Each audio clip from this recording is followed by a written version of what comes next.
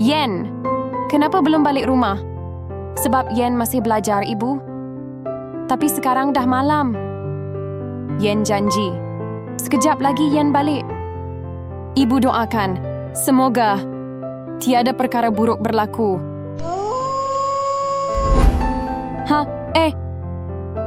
Yen kat mana ni? Oh tidak, Yen sesat dan tak jumpa jalan balik. Sudah jam 11 malam, tapi Yen belum balik.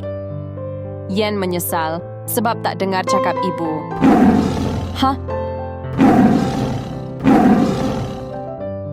Tolong, jangan sakiti Yen. Kenapa Yen belum balik lagi? Sudah lewat malam ni.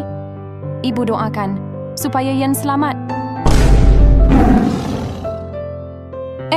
Hei, turunkan Yen.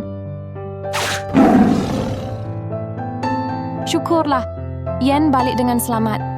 Tapi, kenapa serigala tu tak buat apa-apa pada Yen? Sebab ibu selalu doa supaya Yen selamat. Wah, rupa-rupanya doa seorang ibu memang hebat. Komen kalau korang pun setuju.